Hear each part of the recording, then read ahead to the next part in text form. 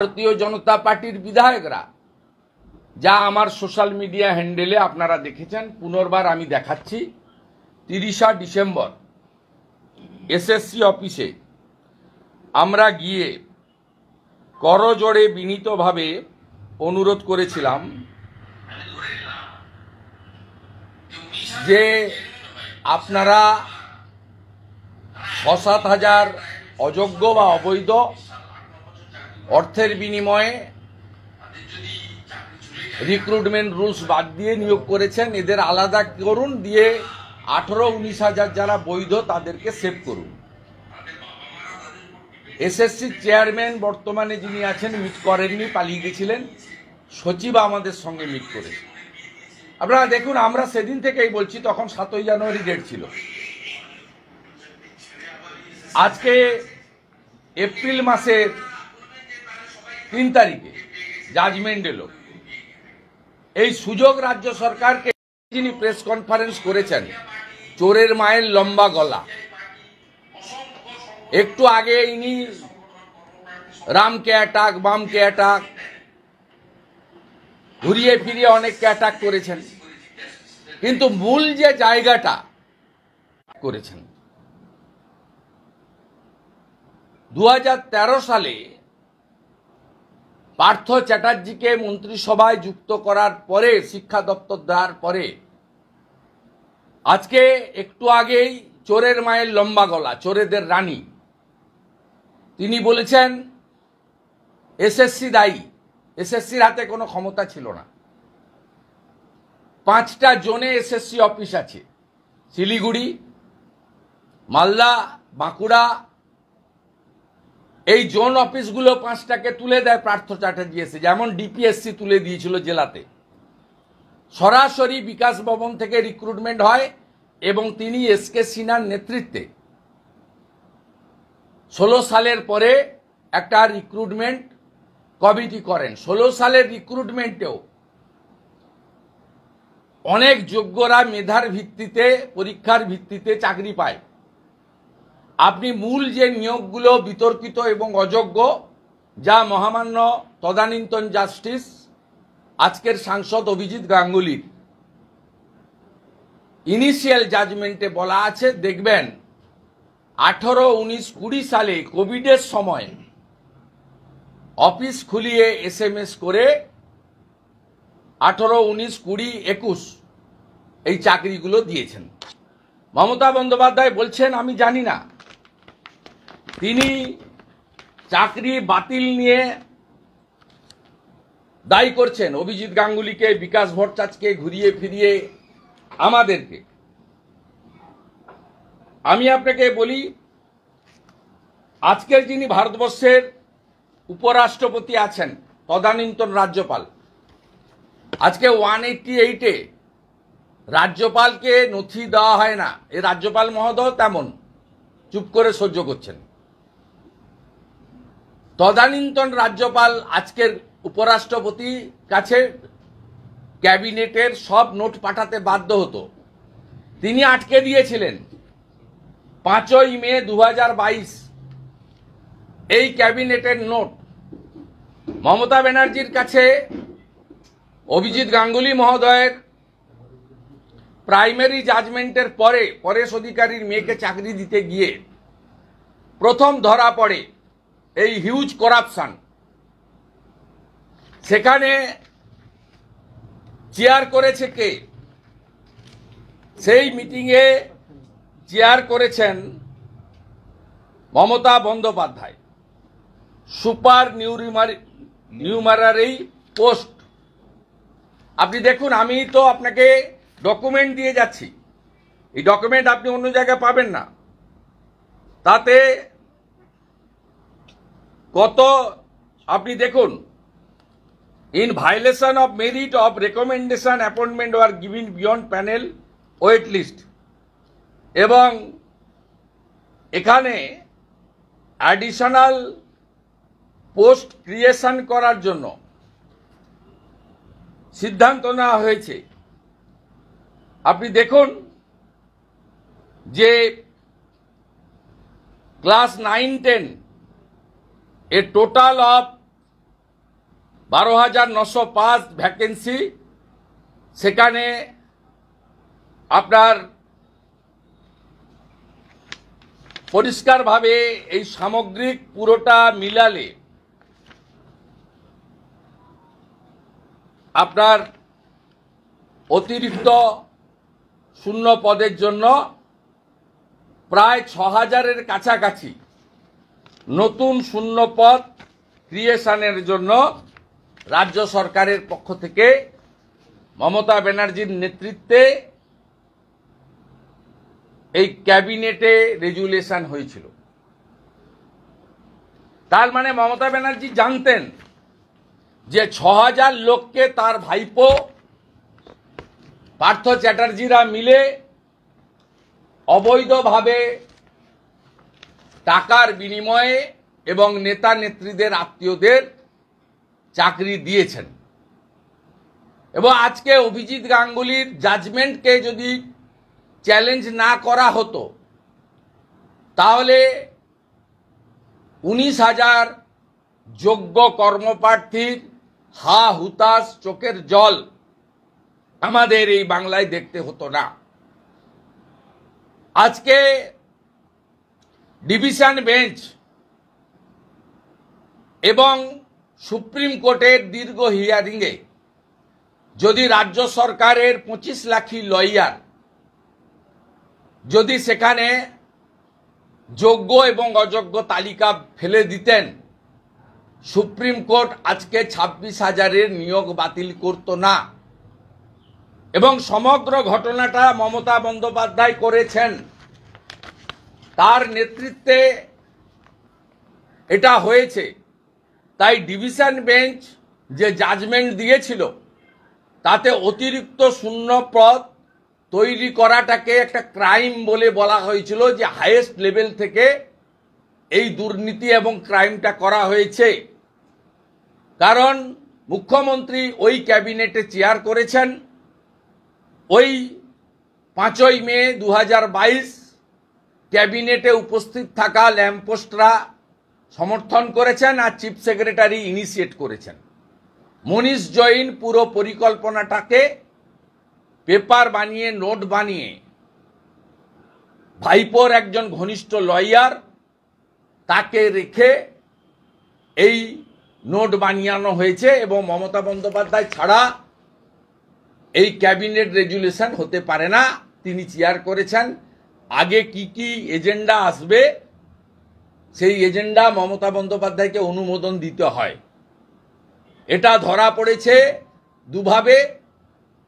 রাজভবনে পাঠিয়েছিলেন ফাইল, রাজভবন তদানীন্তন রাজ্যপাল আজকের উপরাষ্ট্রপতি জগদীপ ধনখড় অ্যাপ্রুভ করেনি। রাজ্য সরকার সুপ্রিম কোর্টে গিয়ে প্রাথমিকভাবে সিবিআইর যে ইনভেস্টিগেশন অতিরিক্ত শূন্যপদ ক্রিয়েশন নিয়ে স্টে নিয়েছিলেন। এবং আপনারা দেখবেন এই যে জাজমেন্টে যেমন যোগ্যদের বাঁচানোর চেষ্টা রাজ্য সরকার করেনি, সাথে সাথে রাজ্য সরকারের সবচেয়ে বেশি কনসার্ন এবং তারা উদ্বিগ্ন ছিলেন অতিরিক্ত শূন্য পদ ক্রিয়েট করার জন্য, সিবিআই তদন্ত আটকানোর জন্য। তাই একটা স্পেশাল পিটিশন তারা লাগিয়েছেন চিফ জাস্টিসের কাছে। আজকে যে অর্ডার আপলোড হয়েছে তাতে অতিরিক্ত শূন্য পদ ক্রিয়েট করার জন্য দায়ী মমতা ব্যানার্জির ফুল ক্যাবিনেট ইনক্লুডিং চিফ সেক্রেটারি এই মার্কে পথে বসালেন। 16 সালের 23 লক্ষ পরীক্ষার্থীকে আবার পুনরায় 9 বছর ডিটাচ থাকার পরেও অতি সত্বর 3 মাসের মধ্যে পরীক্ষা দিতে হবে। এবং সেই পরীক্ষায় একাডেমিক, রিটেন এবং ভাইবা মিলিয়ে কাদের পরিণতি কি হবে কেউ জানে না। তারা যে চাকরি পরীক্ষার মাধ্যমে ফেরত পাবেন কিনা এটার উত্তরও দেওয়ার ক্ষমতা কারোর নেই। মমতা বন্দ্যোপাধ্যায় প্রেস কনফারেন্সে বলেছেন সুপ্রিম কোর্টের নির্দেশ আমি মেনে নিব। আপনি মেনে নিবেন কি? মানতে বাধ্য। আপনার চিন্তা 8 তারিখ নিয়ে, অতিরিক্ত শূন্য পদ নিয়ে। ওম প্রকাশ চৌতালার মতো আপনি সহ আপনার পুরো ক্যাবিনেট যদি ডিভিশন বেঞ্চের অতিরিক্ত শূন্যপদ ক্রিয়েশনের জন্য এই অর্ডার বলবৎ রাখে, সিবিআই বাধ্য হবে ঘাড় ধরে আপনাকে সহ আপনার পুরো ক্যাবিনেটকে জেলের ভিতরে ঢোকাতে। অতএব আপনি চিন্তিত 8 তারিখ, আর সুপ্রিম কোর্টের জাজমেন্ট বাতিল করার ক্ষমতা কারণ নেই। আপনি কি মানবেন? আপনি কোনো প্রশ্নের উত্তর দেননি আজকে। কেন অতিরিক্ত শূন্যপদ? আপনাদের সাংবাদিকদেরও অধিকার নেই ওনার সামনে প্রশ্ন করার। কেন পার্থ চ্যাটার্জি জেলে? উত্তর চাইতে পারেননি। কেন ব্রাত্য বসুকে সরিয়ে পার্থ চ্যাটার্জিকে আনার পরে 5টা জোন এসএসসি তুলে দেওয়া হয়েছে, তার উত্তর আপনার জানা নেই। এসএসসিকে বাদ দিয়ে এসকে সিনহার নেতৃত্বে রিক্রুটমেন্ট কমিটি তৈরি করা হয়েছিল, যেখানে স্বাধীনতার পরে সমস্ত নিয়ম ভেঙে ওএসডি টু এডুকেশন মিনিস্টার সেই কমিটির মেম্বার ছিলেন। পুরো নিয়ন্ত্রণটা নিয়েছিলেন পার্থ চট্টোপাধ্যায় এবং 18 সাল থেকে 21 সাল পর্যন্ত দফায় দফায় দফায় এই অবৈধ নিয়োগগুলো আপনারা করেছেন অর্থের বিনিময়ে, রাজনৈতিক পরিচয়ের বিনিময়ে, তৃণমূলের বড় নেতাদের আত্মীয় স্বজন হওয়ার সুবাদে। এ গরিত অপরাধ। একটাই দাবি, দফা 1, দাবি 1, মমতার পদত্যাগ। শুধু পদত্যাগ নয়, আমরা আশাবাদী আজকে যে ভাষায় চিফ জাস্টিস বলেছেন, it's a crime organized by the administration, that means government. তাহলে মমতা বন্দ্যোপাধ্যায়ের ক্যাবিনেটও যাতে জেলে যায়, আমরা আশাবাদী। 8 তারিখে এই 26,000 যুবক যুবতী বিনা দোষে, কেউ লোভের বশবর্তী হয়ে আর কারো যোগ্যতা থাকা সত্ত্বেও যেভাবে তারা আজকে পথে বসলেন, তাদের পথে যিনি বসালেন সেই মমতা বন্দ্যোপাধ্যায়, তার ক্যাবিনেটের জেল চাই, গ্রেপ্তার চাই। এটাই বাংলার আওয়াজ। ভারতীয় জনতা পার্টির বহু জায়গায় যুব মোর্চার কর্মীরা ইতিমধ্যে আন্দোলন শুরু করেছে। আগামীকালও রাজ্য জুড়ে সর্বত্র জনগণের বিশেষ অসুবিধা না করে আন্দোলন হবে, আন্দোলনের তীব্রতা বাড়বে। আমি 26,000 যাদের চাকরি গেছে তাদের নাকি 7 তারিখে উনি কথা বলবেন। কি কথা বলবেন? আমি তাদেরকে বলবো যে মমতা বন্দ্যোপাধ্যায় কি কথা আপনাদের বলবেন, তার বলার কি আছে? যা সর্বনাশ করার তিনি করেছেন, তিনি কি বলবেন? তৃণমূল কংগ্রেস যাদের 12% হারে টাকা ফেরত দিতে হবে, তৃণমূলের অ্যাকাউন্টে 1600 কোটি টাকা আছে ইলেকটোরাল বন্ডে। আমি কালো ছেড়ে দিলাম, সাদাটা বলছি। তৃণমূলের ফান্ড থেকে তাদের টাকা দিয়ে দিন। টাকা তো আপনারা তুলেছেন, 1600 কোটি টাকা আপনাদের ফান্ডে আছে। আর মুখ্যমন্ত্রীকে বলবো, আপনি একটা সময় আপনি সারদা রোজ ভ্যালি বন্ধ হয়ে যাওয়ার পরে তাদের চ্যানেলগুলো বেতন দিয়েছিলেন আপনার রিলিফ ফান্ড থেকে। আপনার রিলিফ ফান্ড থেকে এই 19,000কে আপনি বেতন দিতে থাকুন, যাতে তারা অর্থনৈতিক সমস্যায় না পড়ে। আপনি একটা সময় দিয়েছেন তারা বাংলা টাংলা ইত্যাদি চ্যানেলকে আপনার রিলিফ ফান্ড থেকে, যা যেহেতু চিটফান্ডের সঙ্গে আপনি প্রত্যক্ষভাবে যুক্ত ছিলেন। এবং ভারতীয় জনতা পার্টিও ইতিমধ্যে নিশ্চয়ই প্রদেশ সভাপতি ঘোষণা করেছে যে আমাদের রামনবমীর পরে কলকাতাতে বড় মিছিল হবে এবং পর্যায়ক্রমে নবান্ন অভিযান, সব কর্মসূচি এপ্রিল মাসের মধ্যে ভারতীয় জনতা পার্টির পক্ষ থেকেও আমরা নিচ্ছি। 19,000 প্রায় যোগ্য শিক্ষক শিক্ষাকর্মীদের পাশে আমরা আছি।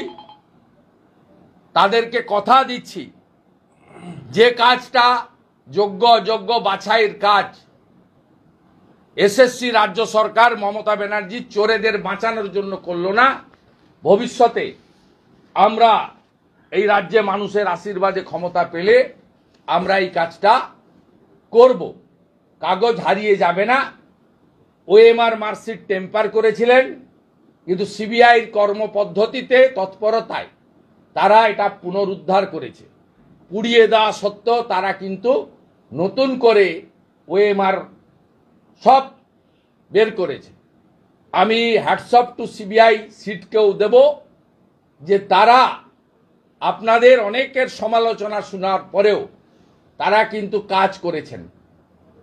তাই আজকের দিনে সবচেয়ে শ্রদ্ধা কৃতজ্ঞতা জানাবো অভিজিৎ গাঙ্গুলি মহোদয়কে, যিনি তার চাকরি জীবনের কয়েকটা মাস ছেড়ে দিয়ে মোদিজির সৈনিক হিসাবে চ্যালেঞ্জ গ্রহণ করেছিলেন তৃণমূলে। তৃণমূল বলেছিলেন ঠান্ডা ঘরে বসে উঁচু চেয়ারে দাঁড়িয়ে অনেক কিছু হয়, আপনি আসুন ময়দানে দেখা হবে। তিনি ময়দান বেছে নিয়েছিলেন তাম্রলিপ্তর মাটিকে, পূর্ব মেদিনীপুরের সংগ্রামী মাটিকে। আমরা ধন্য যে তাকে আমরা জিতিয়েছি। আমি আরো কৃতার্থ, নন্দনায়ক বাড় বুথে আমি 2024-এর লোকসভা ভোটে 25শে মে অভিজিৎ গাঙ্গুলিকে ভোট দিয়ে আমার আঙ্গুলে কালি লাগাতে পেরেছিলাম। তাই মমতা ব্যানার্জির পদত্যাগ, তার ক্যাবিনেটের গ্রেপ্তার, এটাই একমাত্র সমাধান। এটুকু বলে আমি মিছিলে যাচ্ছি। মমতা বন্দ্যোপাধ্যায় বলছেন আমি বিজেপি মমতা বন্দ্যোপাধ্যায় বলছেন আমি বিজেপি ভারত সরকারের টার্গেট বুঝি। তারপরে বলছেন আগের সিজেআই স্টে করে দিয়েছিলেন, বর্তমান সিজেআই থেকে এইটুকু মানবিকতা আশা করতে পারি না। আইন তো বদলায় না, তাহলে এখন কিভাবে রায় আলাদা হলো? বাকিটা নিজেরাই বুঝে নিন, তার মানে উনি সরাসরি উনার জাজমেন্টকে চ্যালেঞ্জ করছেন এবং ব্যক্তিকে তিনি সার্টিফাইড করছেন। আগের সিজিআই ভালো ছিল, এখনকার সিজিআই ঠিক নয়, এটাই বলতে চাইছেন ওনার মানে। তাই পরিষ্কার কথা, আপনি চুরি করেছেন, ধরা পড়েছেন, আপনাকে শাস্তি ভোগ করতে হবে। আমরা খুব অরিড, যোগ্য কর্মপ্রার্থীদের যেভাবে বঞ্চনা হলো, আর আমরা খুবই উদ্বিগ্ন যে লোভের বশবর্তী হয়ে যারা সুদসহ টাকা মেটাবেন তাদেরও অর্থনৈতিক পানিশমেন্ট হলো। যারা করালেন, যারা চাইলে যোগ্যদের বাঁচাতে পারতেন। আমি 30শে ডিসেম্বর লিডার অব অপোজিশন হিসেবে আমি এসএসসিতে যা বলেছি আপনাদের প্রত্যেকের মোবাইলে আছে। আমার সঙ্গে এমএলএ অরূপ দাস আছেন, তিনি সেদিনও ছিলেন। তিনি পেশায় একজন প্রধান শিক্ষক, রিটায়ার করেছেন। আমরা গেছিলাম সেদিন, ইচ্ছা করে করলেন না। আজকে মমতা বন্দ্যোপাধ্যায় বলছেন অনেকে ডিপ্রেশনে চলে যাচ্ছে, কোনো অঘটন ঘটলে দেখবে কে? সেই জন্য উনি দেখবেন। উনাকে তো আমি দুটো প্রস্তাব দিলাম। যারা টাকা দিয়েছে আপনাদের লোকেরাই টাকা নিয়েছে, আপনার পার্টি ফান্ডে টাকা এসেছে। আপনার 1600 কোটি টাকা যে ফান্ডে আছে, আপনি ভাইপো বসে ওদেরকে 12% সহ ওদেরকে পার্টি ফান্ড থেকে টাকা দিয়ে দেন। আর যারা যোগ্য তারা 3 মাস তো তাদের চাকরি যাচ্ছে না, তারা পরীক্ষায় বসবে, সুপ্রিম কোর্ট ফাইনাল বসবে। তারা পড়াশোনা থেকে দূরে আছে, অনেকে পাস করবে, অনেকে করতে পারবে না। যারা করতে পারবে না 3 মাসের পর থেকে আপনি যতদিন মুখ্যমন্ত্রী থাকবেন, আপনি যেভাবে চ্যানেল 10 আর তারা বাংলা চিটফান্ড বন্ধ হওয়ার পরে পেমেন্ট দিয়েছিলেন চিফ মিনিস্টার রিলিফ ফান্ড থেকে, এদেরও দিন 26শে বিজেপি আসবে। আমরা যোগ্যদের তালিকা বের করে সেই তালিকা নিয়ে সুপ্রিম কোর্টে যাব, রিভিশন পিটিশন করব। আমরা কথা দিচ্ছি, আমরা যোগ্যদের তালিকা নিয়ে, সিবিআইও বলে দিয়েছে, মার্ক করে দিয়েছে কারা যোগ্য কারা অযোগ্য। অযোগ্য কারা সিবিআই ওই সংখ্যাটা আপনার 6,000 থেকে 7,000 7,500-এর মধ্যে একটা ফিগার আছে, বাকি কিন্তু সব যোগ্য। এটা অভিজিৎ গাঙ্গুলির ইনিশিয়াল জাজমেন্টেও আছে, সিবিআই যে রিপোর্টগুলো দিয়েছে তাতেও কিন্তু তারা একই কথা বলা হয়েছে, যেহেতু রাজ্য সরকার বা এসএসসি সেগ্রিগেট করলো না, সেই কারণে সবার উপরে করলো। কারণ আইন কখনো কাগজ ছাড়া, ডকুমেন্ট ছাড়া হয় না, তাই বাধ্য হয়েছেন সিজিআই। আপনি দীর্ঘদিন ধরে বলে আসছিলেন গোটা ক্যাবিনেট জড়িত। আমি আপনাকে ডকুমেন্টস দিয়েছি, দীর্ঘদিন ধরে বলে আমি ডকুমেন্ট দিয়েছি, এবং আমি প্রণাম করি জগদীপ ধনখড়কে। তিনি অনুমোদন দিলে এই অতিরিক্ত শূন্যপদ ক্রিয়েশনও হয়ে যেত।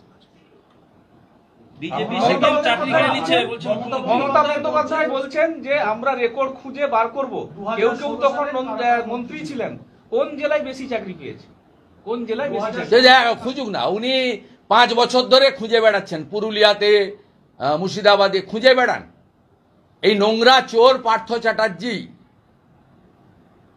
আমি আগেও বলেছি, আজও বলছি, আমি আমার বিধানসভাতে একটা চক ডাস্টারও চাইনি ওর কাছ থেকে। পার্থ চট্টোপাধ্যায় একটা নোংরা লোক, উনি এই কথাটা ভাঙা রেকর্ড, এই করে করে 21-এ হেরেছে, আবার 26-এ হারবে। ওনার যদি পিতৃ পরিচয় সঠিক থাকেন, ওনার বাবা নাকি স্বাধীনতা সংগ্রামী, আমি বলবো প্রমাণ দিন। আপনি এটা অ্যাসেম্বলিতেও 21 সালের পর থেকে বলেছেন, পুরুলিয়ার চাকরি, মেদিনীপুরের চাকরি, 24 পরগনায়, মুর্শিদাবাদ কে দেখতো, মালদা কে দেখতো। আরে বের করুন, আপনি ফাটা কাগজ বের করুন, ছেঁড়া কাগজ বের করুন। আপনি একটা ডাকাত, আপনাকে জেলে যেতে হবে, কেউ বাঁচাতে পারবে না। আর 8 তারিখে যদি সিবিআই ডিভিশন বেঞ্চের অর্ডার আপহোল্ড না রাখে, আমরা বিজেপি ক্ষমতায় আসার পরে কমিশন বসিয়ে আপনাকে জেলে পাঠাবো এই দুর্নীতির জন্য। আপনি নিশ্চিন্ত থাকুন, আপনার শেষ পরিণতিটা জেলে। শুধু আপনি নয়, আপনার ভাইপো সহ, যার নাম 73 মিনিটে 73 বার সুজয় কৃষ্ণ ভদ্র বলেছে। শিক্ষা ব্যবস্থা কোন দিকে এগোচ্ছে? শিক্ষা ব্যবস্থা ধ্বংস হয়ে গেছে। মমতা বন্দ্যোপাধ্যায় বলছেন যে কারো পরিবার যদি অচল হয়ে যাও, বিজেপি সিপিএম সচল থাকতে পারবে না। বিজেপি এবং সিপিএম সচল থাকবে না, কারো পরিবার যদি অচল হয়ে যায়, কিছু যদি হয় দায় করুন না। আপনি তো পারমিশন দেন না, আজকে 80তম পারমিশন নিয়ে করছি। আপনি তো বারুইপুরে আমার গাড়ি ভাঙলেন, প্রতিদিনই বিজেপি নেতারা আক্রান্ত হয়। নিখিলদের গাড়ি ভাঙলেন, দিলীপ দা তার উন্নয়নের কাজে গেছিল, তাকে মহিলা দিয়ে অসম্মান করলেন। প্রতিদিন করেন তো, কত কর্মী মার খায়, রক্ত পড়ে। করুন, তার মানে কি আপনাকে মাঠ ছেড়ে দেবো নাকি আমরা?